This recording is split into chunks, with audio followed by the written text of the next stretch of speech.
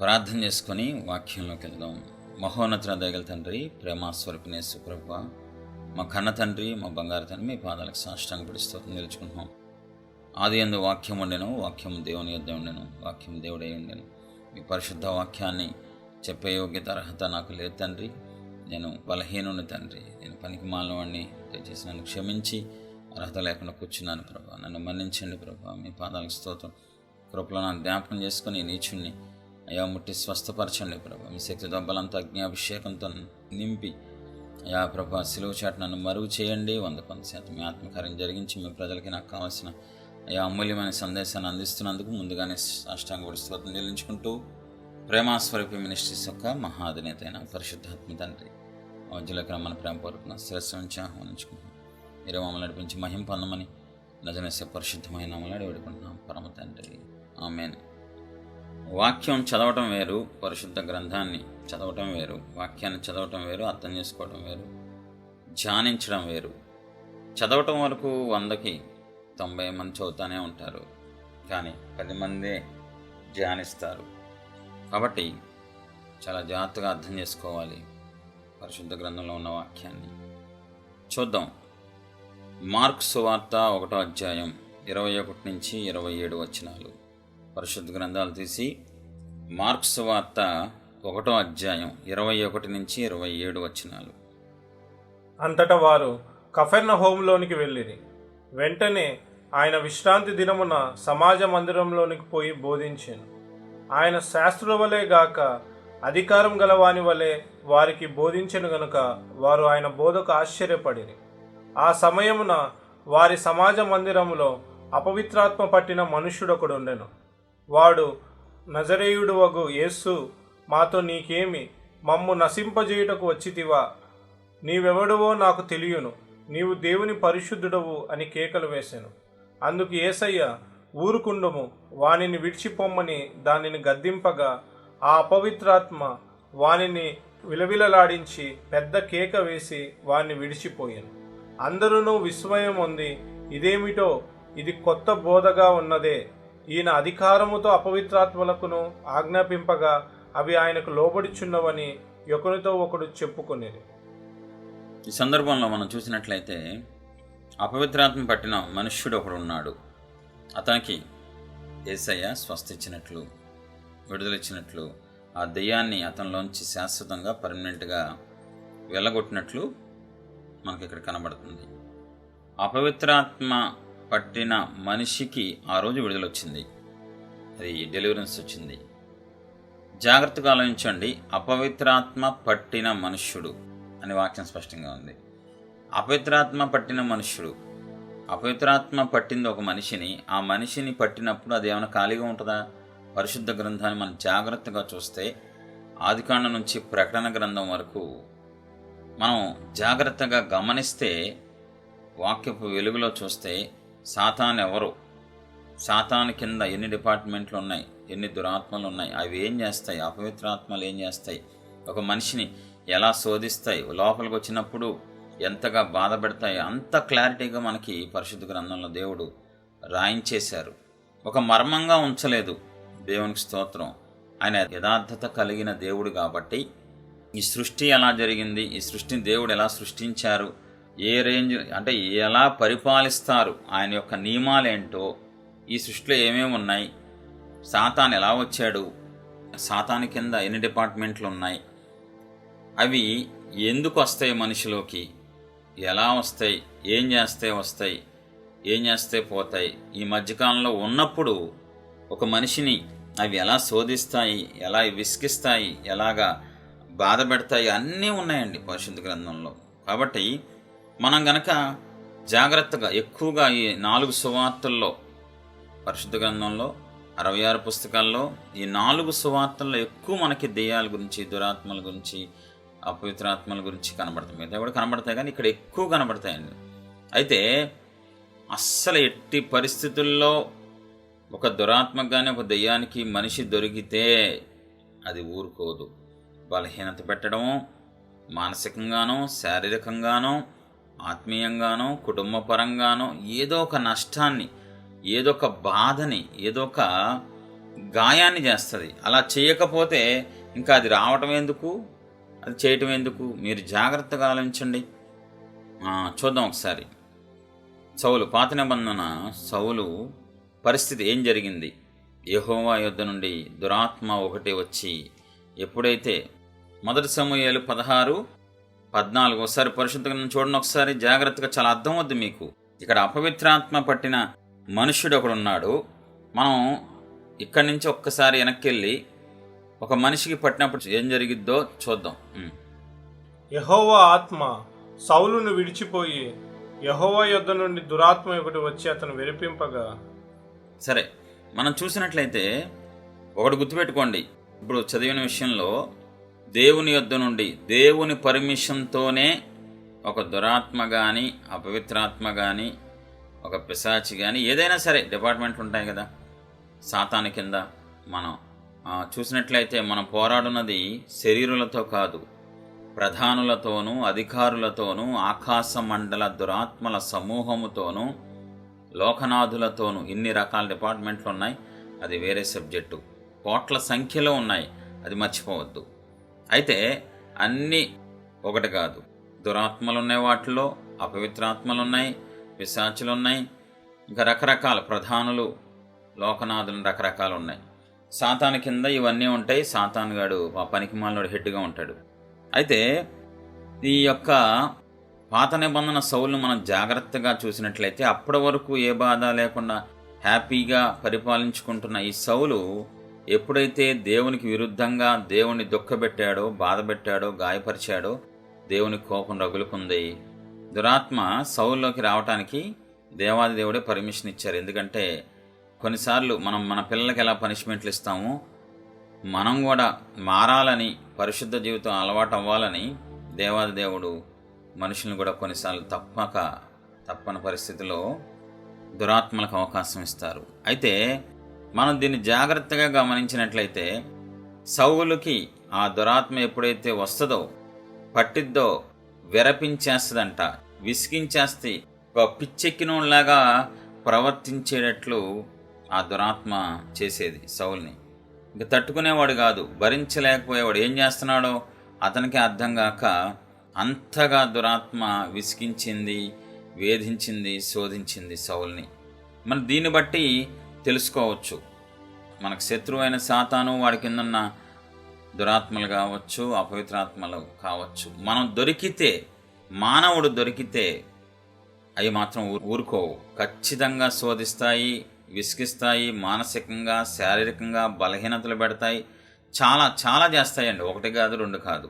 అది పెద్ద లిస్టు కాబట్టి మనం పరిశుద్ధ గ్రంథంలో అన్నీ మనకి స్పష్టంగా ఉన్నాయి. కాబట్టి ఇంకొకటి, దేవుని యొద్ద నుండి దురాత్మ ఒకటి అని అక్కడ స్పష్టంగా ఉంది కదా. ఇప్పుడు సౌలు తప్పు చేశాడు. సౌలు తప్పు చేసినప్పుడు దురాత్మ వెళ్ళటానికి సౌలులోకి దేవుడే పర్మిషన్ ఇచ్చారు. ఇప్పుడు దేవుడు పర్మిషన్ ఇచ్చింది ఎందుకు? పనిష్మెంట్ కోసమే కదా, శిక్ష కోసమే కదా. శిక్ష లేకుండా ఇంకెందుకు పంపించడం ఎందుకు? కాబట్టి సింపుల్గా మనకు అర్థమయ్యేది ఏంటి, జనరల్గా మనకు అర్థమయ్యేది ఏంటి? ఒక దురాత్మ ఒక మనిషిని పట్టితే, ఒక మనిషిలోకి దురాత్మ కానీ అపవిత్రాత్మ వస్తే అది ఖాళీగా ఉండదు. అది ఖచ్చితంగా శోధిస్తుంది. మానసికంగానో, శారీరకంగానో, ఆర్థికంగానో నష్టాలు తీసుకొస్తుంది. ఏదైనా చేస్తుంది. ఏదైనప్పటికీ దేవుని పర్మిషన్లో చేస్తుంది. మనం చేసిన పాపాలు చిన్నగా మనకు అనిపిస్తాయి, కానీ అది దేవుని కోపాన్ని రేపి, దేవుడే మనిషిలోకి తన స్వరూపంలో ప్రాణం పెట్టిన తండ్రి, ప్రేమతో చేసుకున్న తండ్రి దెయ్యాన్ని పంపించే అంత దారుణమైన పాపాలు చేస్తాం మనందరం. అది మనకు చిన్నగా అనిపిస్తాయి, కానీ శిక్ష బట్టి చెప్పచ్చు దేవుని కోపం ఎంత రగులుకుందో అని. మనం మూలవాక్యంలోకి వెళ్ళిపోదాం. అపవిత్రాత్మ పట్టిన మనుష్యుడు ఒకడు ఉన్నాడు. ఆ రోజు అతనికి గొప్ప విడుదల. అప్పటి వరకు ఏదైతే చేసిందో ఆ దెయ్యం లేదా దురాత్మ ఇంకా ఆ రోజు నుంచి చేయడానికి ఏం లేదు, వెళ్ళిపోయింది కాబట్టి. అంటే అతనికి ఆ రోజు ఒక గొప్ప విడుదల రోజు, స్వాతంత్రం వచ్చిన రోజు.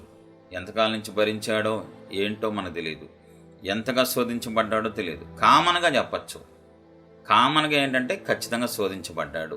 ఆ రోజు దేవాది దేవుని కృప వల్ల, కనికరం వల్ల ఆ వ్యక్తికి విడుదల వచ్చింది.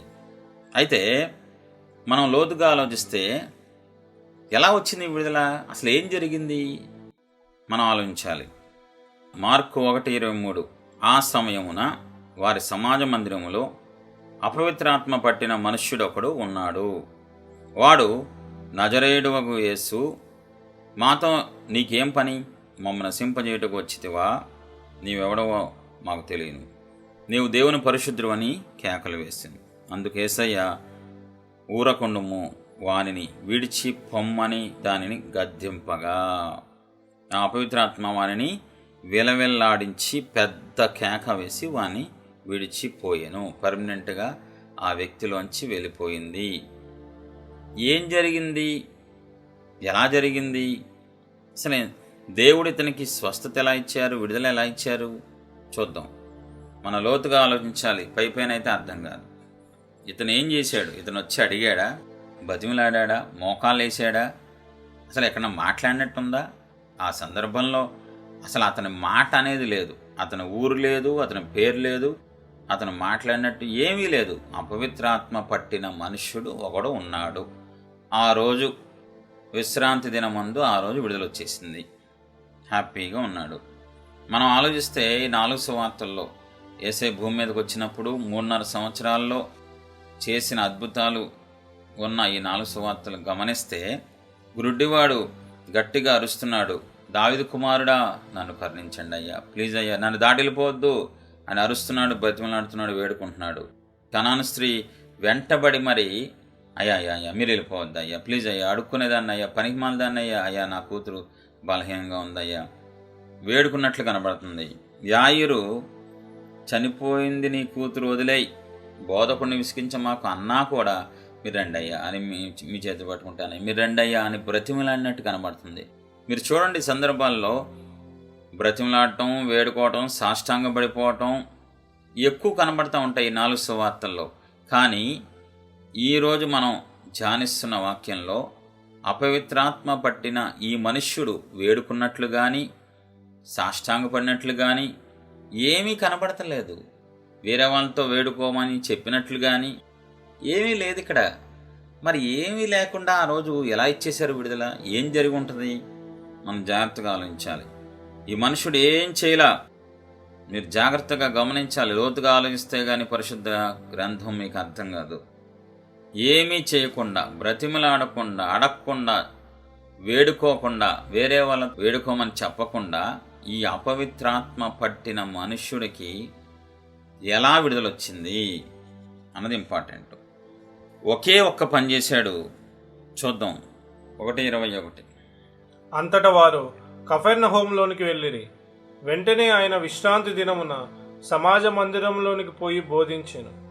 ఆయన శాస్త్రుల వలె గాక అధికారం గలవాని వలె వారికి బోధించెను గనుక వారు ఆయన బోధ ఆశ్చర్యపడిరి. ఆ సమయమున వారి సమాజ మందిరములో అపవిత్రాత్మ పట్టిన మనుష్యుడొకడుండెను. ఆ సమయమున వారి సమాజ మందిరములో అపవిత్రాత్మ పట్టిన మనుష్యుడు ఒకడు ఉన్నాడు. అసలు సమాజ మందిరంలో అపవిత్రాత్మ పట్టిన మనుషుడు ఎందుకు ఉండాలి? ఎందుకు వచ్చాడు? ఏం జరుగుతుంది చూద్దాం. విశ్రాంతి దినమున సమాజ మందిరములోనికి ఈ అపవిత్రాత్మ పట్టిన మనుష్యుడు వచ్చాడు. సమాజ మందిరంలో ఉన్నాడు. యేసయ్య విశ్రాంతి దినము సమాజ మందిరంలోకి వెళ్ళి బోధించినప్పుడు ఆ బోధ వారికి బోధించాను. బోధ చెప్పేటప్పుడు సమాజ మందిరంలో ఈ వ్యక్తి కూర్చున్నాడు. అపవిత్రాత్మ పట్టిన మనిషి సమాజ మందిరంలో కూర్చొని ఉన్నాడు.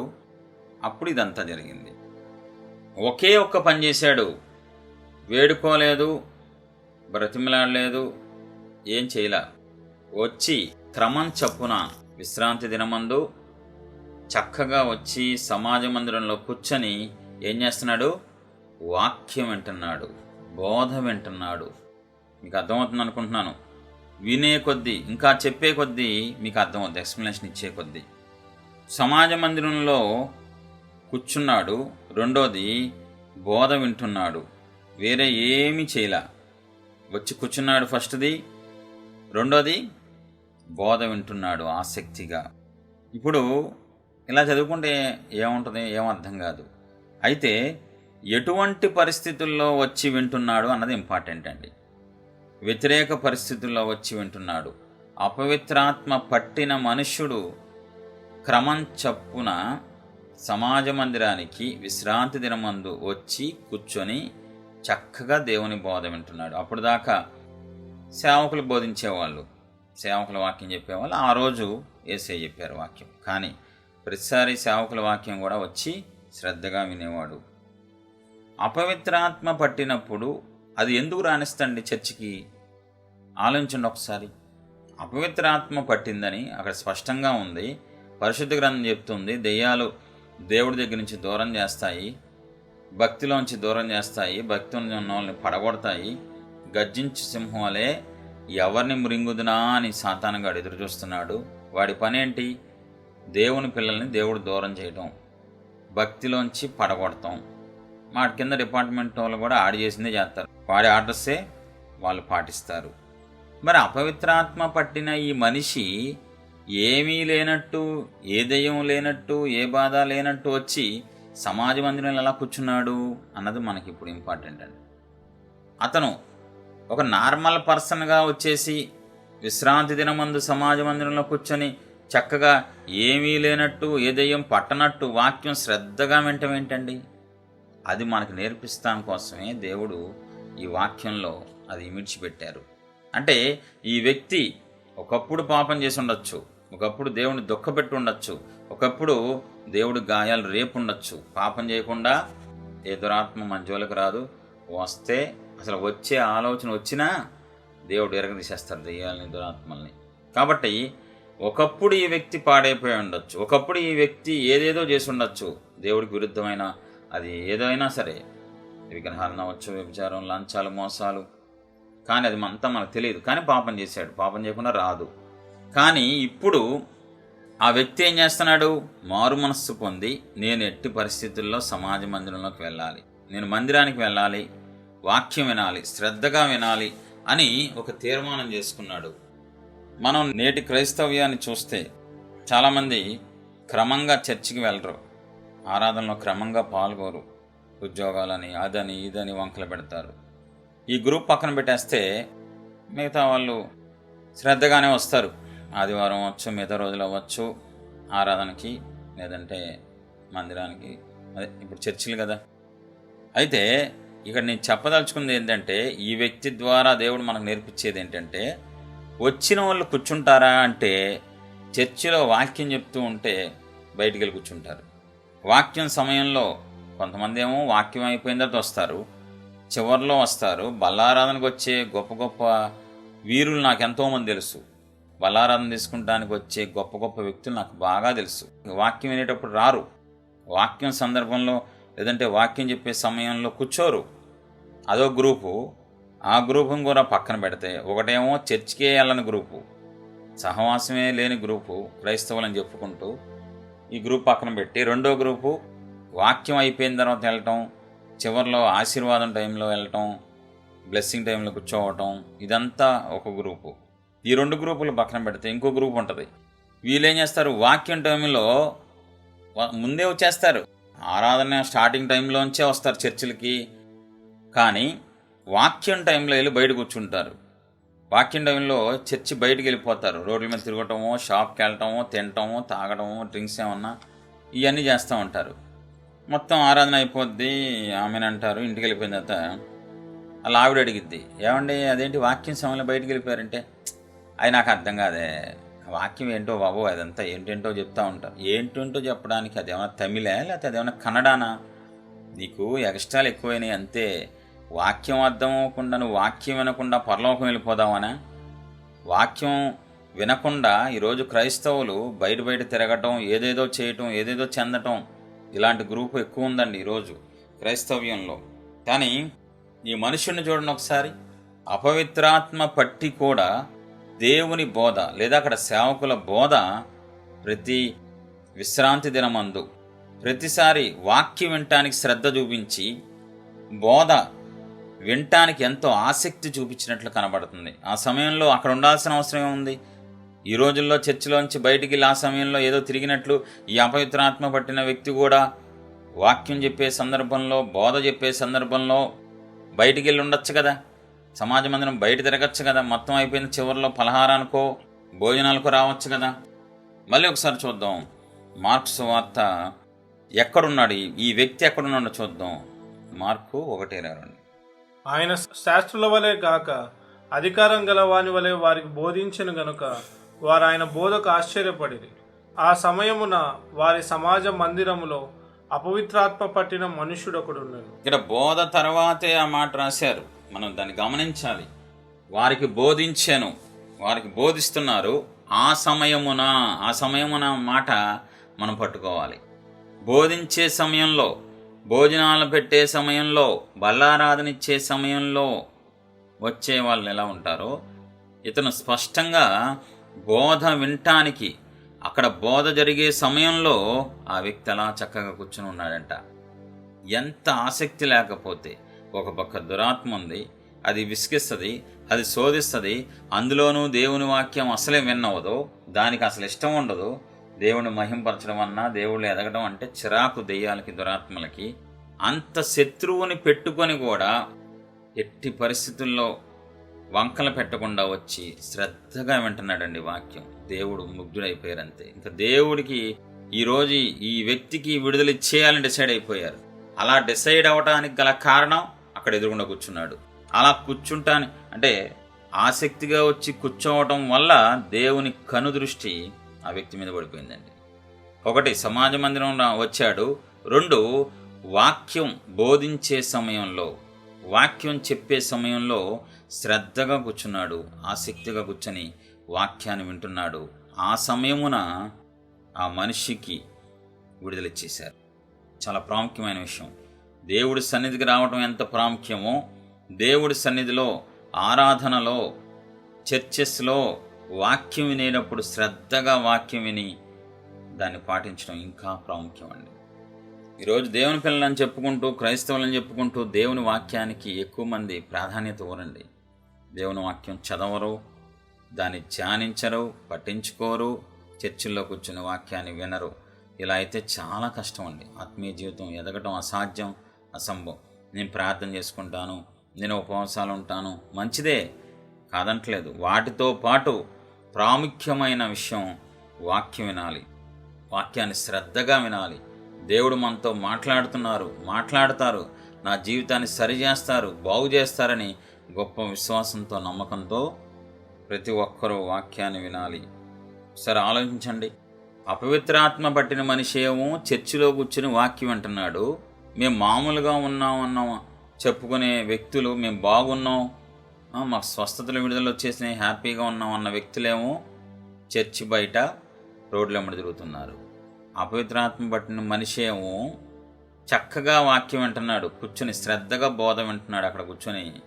కానీ మాకు ఏ దురాత్మలు లేవు, మాలో ఏమీ లేవు, వ్యతిరేకతలు, మేము చక్కగా ఉన్నాం, దేవుని యొక్క పిల్లలుగా చలామణి అవుతున్నాం అని చెప్పుకునే వాళ్ళేమో వాక్యం వినే సమయంలో, బోధ వినే సమయంలో బయటికి వెళ్ళిపోతున్నారు. ఎవరికి దెయ్యం పట్టింది, వాళ్ళకా వీళ్ళకా? ఆలోచించండి ఒకసారి. చూద్దాం అసలు ఎందుకు వాక్యం వినాలి మనం. ఆ వ్యక్తి ఆ సందర్భంలోంచి మనం వాక్యం ఎందుకు వినాలి, వాక్యం వినటం వల్ల లాభం ఏంటి, బోధ ఎందుకు వినాలి, వినటం వల్ల మన జీవితానికి జరిగే మేలేంటో జాగ్రత్తగా చూద్దాం. మత్తయి సువార్త 4:4. అందుకాయన మనుష్యుడు రొట్టె వలన మాత్రము కాదు గాని దేవుని నోట నుండి వచ్చు ప్రతి మాట వలనను జీవించును అని రాయబడి ఉన్నదనెను. చాలు. మనుష్యుడు రొట్టె వలన మాత్రం కాదు, కానీ దేవుని నోట నుండి వచ్చు ప్రతి మాట వలన జీవించును. దేవుని యొక్క మాటకి, దేవుని యొక్క వాక్కుకి అంత శక్తి ఉంటుందండి.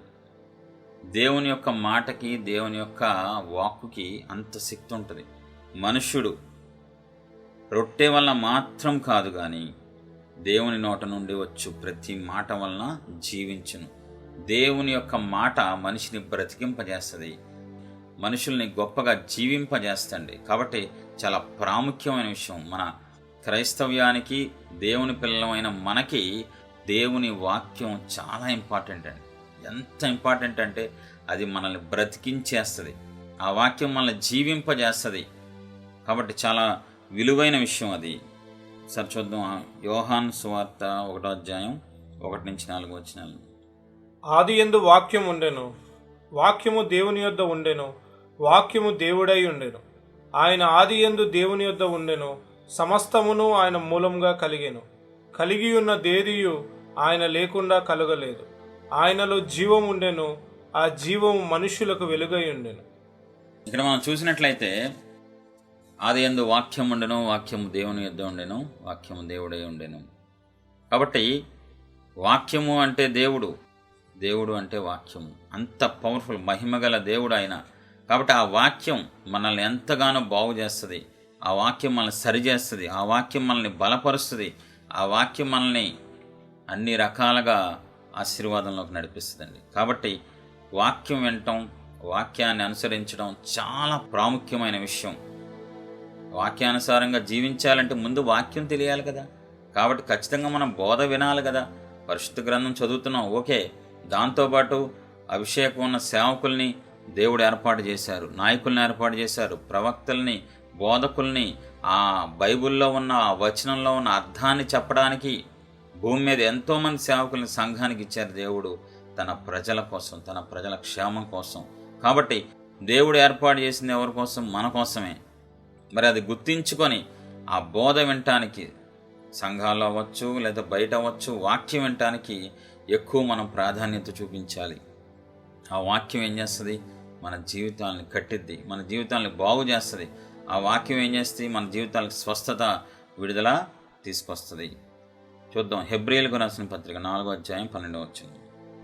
ఎందుకనగా దేవుని వాక్యము సజీవమై బలము గలదై రెండంచులు గల ఎటువంటి ఖడ్గము కంటెను వాడిగా ఉండి ప్రాణాత్మలను, కీళ్లను, మూలుగును విభజించినంత మటుకు దూరుచు హృదయం యొక్క తలంపులను, ఆలోచనలను శోధించుచున్నది. కాబట్టి ఎవరైతే వాక్యం వింటారో, ఎవరైతే శ్రద్ధగా మనసు అటు ఇటు పెట్టకుండా దేవుని వాక్యం వినేటప్పుడు భయభక్తులు కలిగి దేవుని వాక్యాన్ని వింటారో, ఆ వాక్యం ఏం చేస్తంట?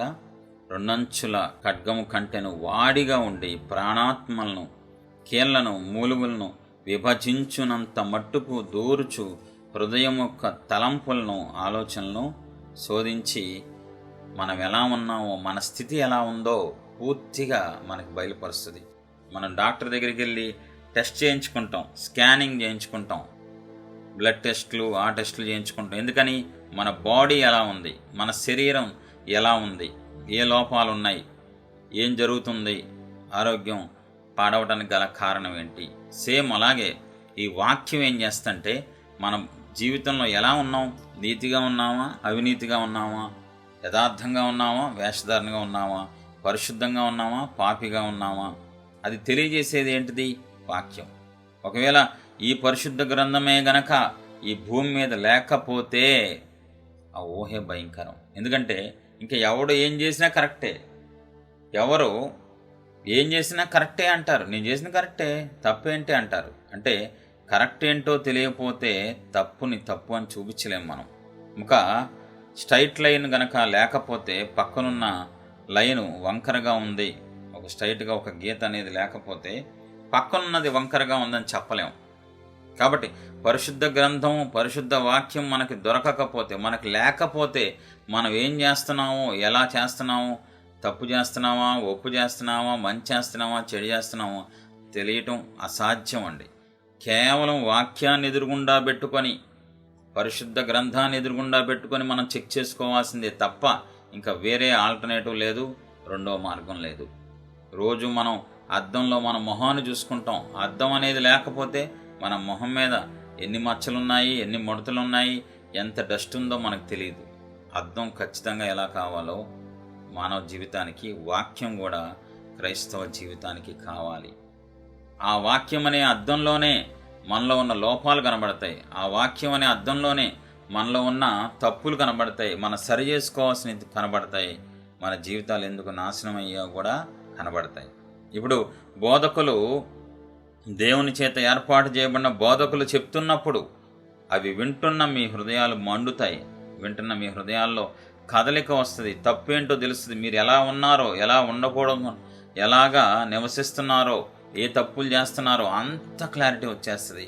అప్పుడు మనం సరి చేసుకుంటానికి ఎంతో ఉపయోగపడుద్దండి. ఈరోజు కొంతమంది అసలు వాక్యమే వినరు, వాక్యాన్ని వినటానికి ఇష్టపడరు, వాక్యాన్ని ధ్యానించరు, పట్టించుకోరు. ప్రార్థన ప్రార్థన ప్రార్థన, అవసరాలు అవసరాలు అవసరాలు, కోరికలు కోరికలు కోరికలు. ఎంతవరకు అది కరెక్టు ఆలోచించండి ఒకసారి. ప్రార్థన ఉండాలి, ప్రార్థనతో పాటు వాక్యం కూడా ఉండాలి. పరిశుద్ధ గ్రంథం నువ్వు చదవాలి. నువ్వు చదవడంతో పాటు నీ పైన సేవకులు ఉంటారు, నాయకులు ఉంటారు, అభిషేకం ఉన్న బోధకులు ఉన్నారు భూమి మీద. నువ్వు అనేక మంది వాక్యాలు వినొచ్చు. ఆ వాక్యాలు విని నిన్ను నువ్వు కట్టుకోవచ్చు, నీ ఆత్మీయ జీవితాన్ని సరి చేసుకోవచ్చు, నీ పాపాన్ని విడిచిపెట్టచ్చు. కాబట్టి ప్రాముఖ్యమైన విషయం, ఈ వ్యక్తి ఏం చేశాడు? అపవిత్రాత్మ పట్టిన వ్యక్తి ఏం చేశాడు? సమాజ మందిరానికి వచ్చి వాక్యం వినేటప్పుడు శ్రద్ధగా కూర్చొని బోధ వింటున్నాడంట. అది దేవునికి నచ్చింది, అది దేవునికి ఆనందాన్ని కలగజేసింది. అందుకే ఆ రోజు దేవుడు అతడు అడగకుండానే, అతను వేడుకోకుండానే, అతడు వచ్చి ప్రభువాని పిలవకుండానే అతనికి విడుదలిచ్చేశారు. ఎంత గొప్ప భాగ్యం అండి! ఈ వాక్యం మనల్ని ఏం చేస్తుంది? ఒకవేళ మనం శ్రద్ధగా వాక్యం వింటే ఏం మేలు జరిగిద్దో చూద్దాం. వాక్యపు వెలుగులో కీర్తనలు 119:11. నీ ఎదుట నేను పాపం చేయకుండునట్లు నా హృదయంలో నీ వాక్యం ఉంచుకొని ఉన్నాను. వాక్యం చదవటం వల్ల, వాక్యం వినటం వల్ల మనకొచ్చే మేలేంటి? ఆ వాక్యం విని మన హృదయాల్లో పెట్టుకోవడం వల్ల పాపం చేయకుండా మనం ఆగిపోవచ్చు. మీ ఎదుట నేను పాపం చేయకుండానట్లు నా హృదయంలో మీ వాక్యాన్ని ఉంచుకొని ఉన్నాను. వినటం వల్ల, సంపాదిస్తే డబ్బు తీసుకెళ్ళి బ్యాంకులో పెడతాం. అసలు సంపాదించకపోతే డబ్బు ఎక్కడిది? తీసుకెళ్ళి బ్యాంకులో ఎందుకు పెడతాం? వాక్యం వింటే ఆ వాక్యాన్ని భద్రపరుచుకుంటాం హృదయంలో. హృదయం అనే పలక మీద రాసుకుంటాం. సందర్భం వచ్చినప్పుడు, పాపం చేసే అవకాశం వచ్చినప్పుడు ఆ వాక్యాన్ని గుర్తు చేసుకొని పాపం చేయటం మానేస్తాం. ఇలా చేయటం మానేస్తే మాకేమొస్తుంది అని మీరు అడగచ్చు. పాపానికి జీతం మరణం, మరణం తర్వాత నిత్య శిక్ష ఉంటుంది. పాపానికి జీతం మరణం. ఆయన ఎవరో తెలుసా? మన దేవుడు పరిశుద్ధ దేవుడు, పాపాన్ని చూడలేని దేవుడు, పాపాన్ని సహించలేని దేవుడు, పాపం ఉన్న చోట ఉండలేనంత మహాపరిశుద్ధుడు. ఆయన వ్యక్తిత్వం ఎలాంటిదంటే పాపానికి శిక్ష కోరుకుంటుంది. ఖచ్చితంగా పాపానికి శిక్ష కోరుకుంటుంది. అది ఆదాము దగ్గర నుంచి మనం చూసినట్లయితే పాపానికి శిక్ష ఖచ్చితంగా అనుభవించాలి. మరి అలాంటప్పుడు ఎందుకండి శిక్షల పాలవడం? ఎందుకు? శిక్ష పాలవకుండా ఉండాలంటే పాపం చేయటం మానేయాలి. పాపం చేయటం మానేయాలంటే వాక్యం నీ హృదయంలో ఉండాలి. వాక్యం నీ హృదయంలో ఉండాలి. వాక్యం నీ హృదయంలో ఉండాలంటే అది నువ్వు వినాలి, అది నువ్వు చదవాలి. అది నువ్వు వినాలి అంటే నువ్వు చర్చికి వచ్చి, సహవాసానికి వచ్చి శ్రద్ధగా వాక్యం వినాలి. అది నీ జీవితాన్ని మార్చేస్తుంది. దేవుని యొద్ద నుంచి నీకు గొప్ప విడుదల తీసుకొస్తుంది, ఆశీర్వాదాలు తీసుకొస్తుంది. ఇంకేం చేస్తుంది ఈ వాక్యం? 119:50. మీ వాక్యము నన్ను బ్రతికించి ఉన్నది, నా బాధలో ఇదే నాకు నెమ్మది కలిగించుచున్నది. మీ వాక్యం నన్ను బ్రతికించి ఉన్నది, నా బాధలో ఇదే నాకు నెమ్మది కలిగించున్నది. మనం మానవులం, మనకి బాధలు వస్తూ ఉంటాయి, మనసు పాడైపోతూ ఉంటుంది, అప్పుడప్పుడు వేదన వస్తుంది, ఇరుకులు వస్తాయి, ఇబ్బందులు వస్తాయి మానవులమైన మనకి. అలాంటప్పుడు దేవుని యొక్క వాక్యం మనల్ని బ్రతికిస్తుంది. ఆ వాక్యం మనకి నెమ్మది తీసుకొస్తుంది, ఒక ఆదరణ తీసుకొస్తుంది, ఒక ధైర్యాన్ని తీసుకొస్తుంది. దేవుని యొక్క వాక్యం మనల్ని ఎంతగానో బలపరుస్తుంది, అనేక కార్యాలు చేస్తుంది దేవుని యొక్క వాక్యం. ఎప్పుడు? మన వింటే. నీకు తింటే తెలుస్తుంది, వింటేనే అర్థం అవుద్ది. ఏదైనా తింటే రుచి తెలుస్తుంది.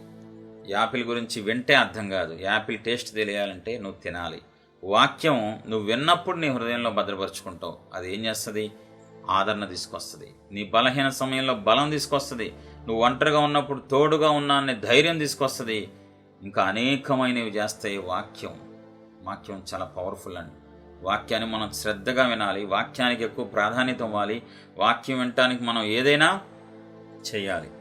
తప్పని పరిస్థితుల్లో చెప్తున్నాను, దయచేసి నన్ను క్షమించండి. అల్పుణ్ణి, అర్హత లేనివాడిని, విగ్రహారాధన వంశంలోంచి వచ్చాను. ఈ నీచుడికి దేవుడు కృప దొరికింది.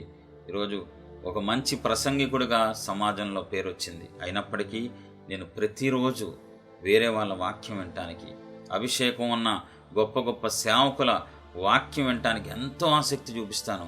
అది నన్ను ఇంకా బలపరుస్తుంది. అలా వినటం నన్ను ఎంతో సరిచేస్తుంది. వేరే వాళ్ళ వాక్యాలు విని నేను ఎంతో సరి చేసుకుంటున్నాను. దేవుని సేవకుడుగా నేను సిగ్గుపడకుండా చెప్తాను, నేను మొహమాట పడకుండా చెప్తాను, చేసేది చేసినట్లే చెప్తున్నాను. వేరే వాళ్ళ వాక్యాలు వినటానికి నేను ఎక్కువ ఆసక్తి చూపిస్తాను. ఆల్రెడీ సేవకుడు అయినప్పటికీ, మంచి ప్రసంగికుడు అయినప్పటికీ, 100 ప్రసంగాలు యూట్యూబ్లో ఉన్నప్పటికీ, కొన్ని వేల మంది సాక్ష్యాలు పొందుకున్నప్పటికీ నేను నేర్చుకుంది చాలా తక్కువ, నేర్చుకోవాల్సింది చాలా ఎక్కువ. కాబట్టి వేరే వాళ్ళ వాక్యాలు వినటంలో నేను చాలా ఆసక్తి చూపిస్తాను. తప్పని పరిస్థితుల్లో చెప్తున్నాను. నేను వాష్రూమ్లో ఫ్రెష్ అవుతూ కూడా దేవుని యొక్క యూట్యూబ్లో వాక్యం పెట్టుకొని, ఆ టైం ఎందుకు వేస్ట్ చేసుకోవటం, రోజంతా మరి సేవ చేయాలి కదా, మరి ఎక్కువ పనులు ఉంటాయి కాబట్టి ఆ సమయంలో కూడా ఒక మంచి వాక్యాన్ని పెట్టుకొని ఆ వాక్యం ద్వారా నేను సరి చేయబడటం, ఆ వాక్యం ద్వారా నేను నేర్చుకోవడం జరుగుతుంది. ఇదంతా దేవుడు నాకు ఇచ్చిన కృప, ఇదంతా దేవుడు నాకు ఇచ్చిన గొప్ప కృపగా నేను ఫీల్ అవుతున్నాను. కాబట్టి మనందరం వాక్యం వినటంలో ఆసక్తి చూపించాలి. మనందరం వాక్యానికి ఎక్కువ ప్రాధాన్యత ఇవ్వాలి. వాక్యమే మనల్ని నడిపిస్తుంది, వాక్యమే మనల్ని సరి చేస్తుంది, వాక్యమే మనల్ని బాగు చేస్తుంది, బలపరుస్తుంది, ఆదరిస్తుంది. కాబట్టి దేవుని పిల్లలమైన మనం పరిశుద్ధ గ్రంథానికి, పరిశుద్ధ వాక్యానికి, వినటానికి, చదవటానికి, ధ్యానించడానికి ఎక్కువ ప్రాధాన్యత ఇవ్వాలి. అర్థం చేసుకోండి. ఒకసారి చూద్దాం. కీర్తనలు 119, 105 వచనం. మీ వాక్యము నా పాదములకు దీపమును, నా త్రోవకు వెలుగునై ఉన్నది. మీ వాక్యము నా పాదములకు దీపమును, నా త్రోవకు వెలుగునై ఉన్నది. చూడండి, ఎప్పుడన్నా అర్ధరాత్రి పూట పూర్తిగా ఇంట్లో, పెద్ద ఇల్లు అది, ఇంట్లో పూర్తిగా చీకటి పోయినప్పుడు, పూర్తి చీకటి అయిపోయింది అర్ధరాత్రి 12కి, అసలు ఏం కనబడతలేదు. ఈవెన్ ఒకప్పుడు కాలం గురించి మాట్లాడుకుందాం, ఫోన్ లేవు, ఏమీ లేవు. ఆలోచన ఒకసారి, పూర్తి చీకటిగా ఉంది, అస్సలు వెలుగు కనబడతలేదు. ఆ టైంలో అసలు గజిబిజి గందరగోళం అయిపోద్ది. ఆ టైంలో గనక కొవ్వొత్తి వెలిగిస్తే ఎంత పెద్ద వెలుగు వస్తుందో, చిన్న కొవ్వొత్తి. అంటే నీ వాక్యము నా పాదములకు దీపమును, అంటే మనం నడవటానికి ఒక వెలుగులాగా వాక్యం మనకు ఉపయోగపడుద్ది. చీకటిలో కాలు వేయకుండా, చీకటిలో మనం పడిపోకుండా ఈ వాక్యం మనల్ని వెలుగులో నడిపించినట్లు నడిపిస్తుందంట. ఎంత గొప్ప భాగ్యం అండి. అసలు వాక్యం అనేది లేకపోతే మన బ్రతుకులు నాశనం అయిపోతాయి. పరిశుద్ధ గ్రంథం మన చేతులు లేకపోతే మన బ్రతుకులు అర్థం పర్థం లేకుండా అయిపోతాయి, చండాలంగా తయారవుతాయి, ఇంకా నరకానికి రెడీ అయిపోవడం ఇంకా అంతే. కాబట్టి ఈ అపవిత్రాత్మ పట్టిన ఈ వ్యక్తి ఏం చేశాడు? ఏమీ చేయలే. వచ్చి చక్కగా శ్రద్ధగా క్రమంగా వచ్చి వాక్యం వింటున్నాడు. మీరు ఒక విషయం ఆలోచించారా, గమనించారా? మనం మూలవాక్యంలో ఒకసారి చూద్దాం. మార్క్స్ వార్త 1:23. నేను ఒక 5 నిమిషాల్లో ముగిస్తాను. ఆ సమయమున వారి సమాజ మందిరములో అపవిత్రాత్మ పట్టిన మనుష్యుడొకడుండెను. వాడు, నజరేయుడవగు యేసు, మాతో నీకేమి? మమ్ము నశింపజేయుటకు వచ్చితివా? నీవెవడవో నాకు తెలియను, నీవు దేవుని పరిశుద్ధుడవు అని కేకలు వేశాను. అందుకు యేసయ్య, ఊరుకుండుము, వానిని విడిచిపోమ్మని దానిని గద్దింపగా ఆ అపవిత్రాత్మ వారిని విలవిలలాడించి పెద్ద కేక వేసి వారిని విడిచిపోయాను. ఇక్కడ మనం చూసినట్లయితే అపవిత్రాత్మని దేవుడు పిలిచారా? అపవిత్రాత్మని దేవుడు పిలిచారా? పిలవల. ఈ వ్యక్తి ఏమైనా వచ్చి వేడుకుంటున్నాడా? వేడుకోవట్లా. ఇక్కడ మర్మం జాగ్రత్తగా మనం చూసినట్లయితే దేవుడు అపవిత్రాత్మని పిలవలా, మనిషి వచ్చి ఏం బ్రతిమలాడుకోవాలా? మరి ఇక్కడ ఏం జరుగుతుంది? అపవిత్రాత్మ పట్టిన మనిషి ఒకడు ఉన్నాడు. వాడు లోపల నుంచి దయ్యం మాట్లాడేస్తుంది బయటకు వచ్చి, లోపల ఉన్న అపవిత్రాత్మ బయటకు వచ్చి మాట్లాడేస్తుంది. యేసయ్యా, ఏంటయ్యా వచ్చారా? మీరు భూమి మీదకి వచ్చారా? మమ్మల్ని నాశనం చేయడానికి వచ్చారా? ఇక్కడ జాగ్రత్తగా గమనించాలి. వ్యక్తి వచ్చి ఏమీ మాట్లాడలేదు, ఆయన పని దాన్ని కూర్చున్నాడు, చక్కగా వాక్యం అంటున్నాడు. దెయ్యం మాత్రం బయటకు వచ్చేసింది. అపవిత్రాత్మ బయటకు వచ్చేసి గట్టి గట్టిగా అరుస్తుంది, అయ్యా మమ్మల్ని నశింపజేయడానికి వచ్చారా అని. మనం ఏం నేర్చుకోవచ్చు, ఏం గమనించవచ్చు ఈ వచనాల్లో? ఎవరైతే శ్రద్ధగా దేవుని వాక్యాన్ని వింటారో, ఎవరైతే ఆసక్తిగా దేవుని యొక్క బోధ వింటారో, ఎవరైతే మనసులు అటు ఇటు పెట్టకుండా దేవుని సన్నిధిలో దేవుని వాక్యానికి ప్రాధాన్యత ఇస్తారో, ఒకవేళ మనం చేసిన పొరపాట్లు బట్టి, పాపాలు బట్టి, అవిధేయతను బట్టి మనలో ఏమన్నా దురాత్మలు ఉంటే అవి లోపల ఉండలేవు. ఈ వ్యక్తిలో ఉండలేకపోతున్న దెయ్యం తనకు తానుగా బయటకు వచ్చేసింది. సామాన్యంగా బయటికి రావడానికి అసలు దెయ్యాలు ఇష్టపడవు.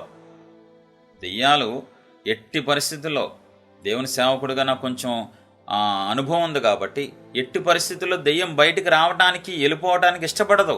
అవి సీక్రెట్గా ఉండటానికి, లోపల మరుగ్గా ఉండటానికి, కనబడకుండా వాటి పని అవి చేసుకుంటానికి ఇష్టపడతాయి. కానీ ఇక్కడ పిలవకుండా ఏం జరుగుతుంది? దానికి అదే వచ్చేసింది బయటికి. ఎందుకని? ఇతడు శ్రద్ధగా వాక్యం వింటున్నప్పుడు ఆ వాక్యం ఏం చేసింది? అతనిలో ఉన్న దెయ్యాన్ని బయటకు వచ్చి మాట్లాడేటట్టు చేసింది. కాబట్టి అంత పవర్ ఉంటుంది, అంత శక్తి ఉంటుంది దేవుని యొక్క వాక్యంలో. మనం గనక శ్రద్ధగా విన్నట్లయితే మనలో ఉన్న దురాత్మలు వెళ్ళిపోతాయి. మన వాక్యానికి ప్రాధాన్యత ఇచ్చినట్లయితే కొన్నిసార్లు వాక్యం చెప్తూ ఉండగానే మనసు మారిపోద్ది, స్వస్థతలు వచ్చేస్తాయి, విడుదల వచ్చేస్తాయి, ఏదైనా జరిగిద్ది. అది నువ్వు పోగొట్టుకోవద్దు. తమ్ముడా, చెల్లి, వాక్యానికి ఎక్కువ ప్రాధాన్యత ఇవ్వు. వాక్యం చదవటానికి, వాక్యాన్ని వినటానికి మంచి మంచి వాక్యాలు విను. మంచి మంచి వాక్యాలు ఉన్నాయి, మంచి మంచి ప్రసంగకులు ఉన్నారు, బోధకులు ఉన్నారు, గొప్ప గొప్ప అభిషేకం ఉన్న మంచి మంచి వాళ్ళు ఉన్నారు, గొప్ప గొప్ప వాళ్ళు ఉన్నారు. కాబట్టి ఇవి ఏరుకొని మంచి సేవకుల వాక్యాలు విని నీ ఆత్మీయ జీవితాన్ని కట్టుకోమని నీ సహోదరుడిగా చెప్పి నేను ముగించేస్తున్నాను. ప్రార్థన చేసుకుందాం. అయ్యా, అపవిత్రాత్మ పట్టిన వ్యక్తికి ఎలా వచ్చింది విడుదల? అతను ఏం చేశాడు? అరిశాడా? వచ్చాడా? బతిమలాడా? ఏమీ చేయలా. క్రమంగా వచ్చి దేవుడి సన్నిధిలో కూర్చొని వాక్యం వినటానికి ఎక్కువ ప్రాధాన్యత ఇచ్చాడు. వాక్యాన్ని వినటానికి ఎక్కువ ఆసక్తి చూపించాడు. వాక్యం వినటానికి చక్కగా కూర్చొని శ్రద్ధగా వింటున్నాడు. ఒక పక్క అపవిత్రాత్మ ఉంది, అయినా అతనికి అడ్డనిపించలేదు. మనం ప్రతిదానికి వంకలు పెడతాం. అయ్యో, నన్ను శోధిస్తుందండి, నేను రాలేకపోతున్నానండి, దెయ్యం నన్ను ఇబ్బంది పెడుతుంది, బలహీనపరిచేస్తుందండి, సాతానుగాడు నన్ను శోధించేస్తున్నాడండి అని దేవుడి సన్నిధికి రాకుండా ఎన్నో వంకలు చెప్పి మనకు మనమే మోసం చేసుకుంటున్నాం. ఒకసారి ఆలోచించండి ప్రియ దేవుని పిల్లారా. ఒకరోజు నువ్వు దేవుడి సన్నిధిలో మిస్ అయ్యావంటే నువ్వు దేవుడికి ఆ రోజు దూరం అయినట్లే, ఆ రోజు కృప మిస్ అయిపోయినట్లే, ఆ రోజు నువ్వు చాలా కోల్పోయినట్లే. కాబట్టి ఒక్కరోజు కూడా మిస్ అవ్వకూడదు. మనం ప్రతిరోజు ఆయనతో సహవాసం ఉండాలి, ప్రతిరోజు వాక్యాన్ని చదవాలి, ప్రతిరోజు వాక్యం వినాలి. మన జీవితంలో మన ఆత్మీయ జీవితాన్ని కట్టుకోవాలి. మనం అనేక మందికి ఆశీర్వాదంగా ఉండాలి, అనేక మందిని ఆయన వైపు తిప్పేవాళ్ళగా ఉండాలి. మన ఆశీర్వాదాన్ని చూసి అనేక మంది దేవుడి వైపు తిరుగుతారు. అది దేవునికి మహిమ. ప్రార్థన చేసుకుందాం. మహోన్నతుల దగ్గర తండ్రి, ప్రేమాస్వరూపిణి యేసు ప్రభువా, మా కన్న తండ్రి, మా బంగారు తండ్రి, మీ పాదాలకు సాష్టాంగపడి స్తోత్రం నిలుచుకుంటున్నాం. వాక్యం ద్వారా మాతో మీరు మాట్లాడారు. వాక్యం వినటానికి ఎంత ఆసక్తి చూపించాలో మీరు స్పష్టంగా వాక్య వెలుగులో మాకు చూపించారు. మీ పాదాలకు స్తోత్రం ప్రభు.